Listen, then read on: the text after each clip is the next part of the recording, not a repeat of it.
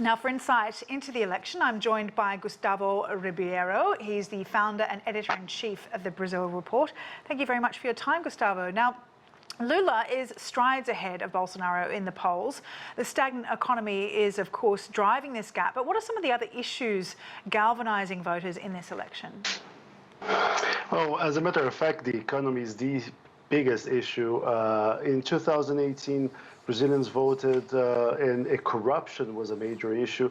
But now with the rise of hunger, with the rise of poverty, with the fact that 66 million families are struggling to make ends meet and are on debt, with almost over 12% of Brazilian families on default, the economy has been the single biggest issue, despite Brazil's failed COVID response in 2020 and 2021.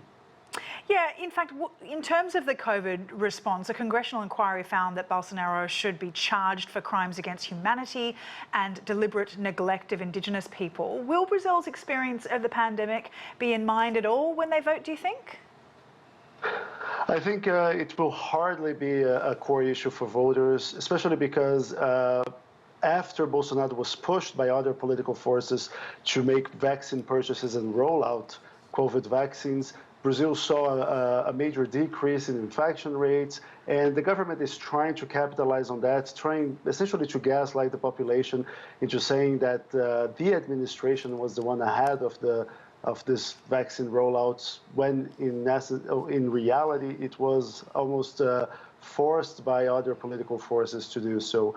But the fact that for months now we have seen very low death rates from COVID, I don't think this is going to be a major issue.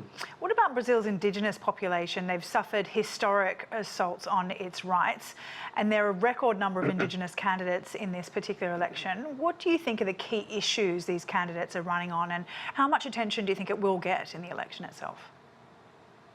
Well, indigenous populations are asking for the environmental agencies in Brazil to have once again independence, to have a bigger budget, because during the Jair Bolsonaro administration we have seen a number of legal changes in order to loosen up land use rules in Brazil. Bolsonaro has put forward a sort of laissez-faire in terms of the approach to the Amazon and to the environment, and we have seen environmental watchdogs completely depleted of funds, of people. So these groups are fighting for these mechanisms of control of how land is used and exploited in Brazil are back to having a minimum structure to operate and to enforce Brazil's current environmental framework, which in itself is not bad, but the problem is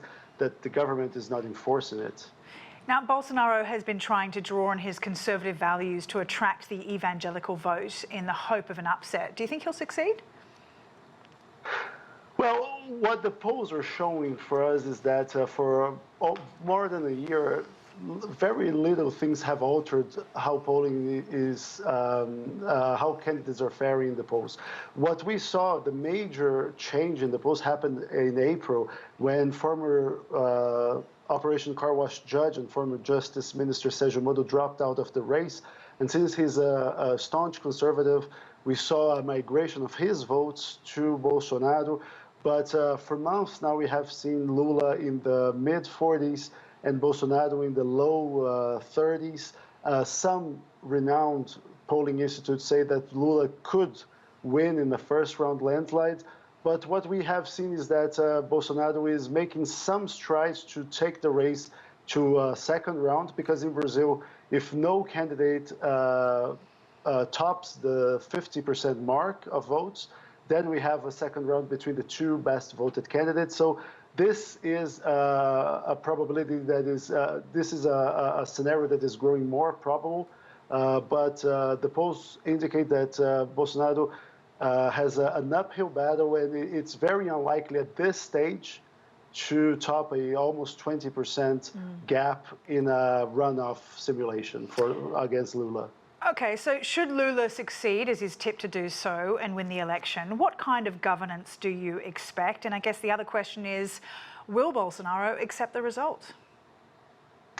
I would be very surprised if Bolsonaro accepts these results candidly, if he ends up losing, as the poll suggests he will, because Bolsonaro has for more than a year tried to sow distrust in Brazil's electronic voting system, which has been used for almost 30 years and has never faced one single credible fraud allegation. But Bolsonaro has tried to say that it can be rigged, and he has found some support in the top brass of the armed forces to do so.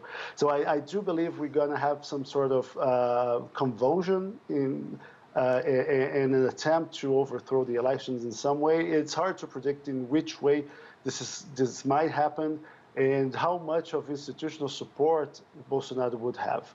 Now, assuming that Lula wins, as the poll suggests, he will. I do believe that he will face a much more daunting scenario now than he did in 2003 when he first took office. Let's remember, we will not have a commodities boom as the one we saw in the early 2000s. The global scenario is much more challenging now than it was in the early 2000s. And he's getting a federal administration with depleted accounts and with a lot of sort of quote unquote fiscal time-ticking bombs that are being set by the current administration, because Bolsonaro, in order to rally more voters around him, he has created a lot of stimulus programs that will blow up the budget next year and onwards. All right, Gustavo, really appreciate your insight there. Gustavo Ribeiro, editor-in-chief of the Brazil Report.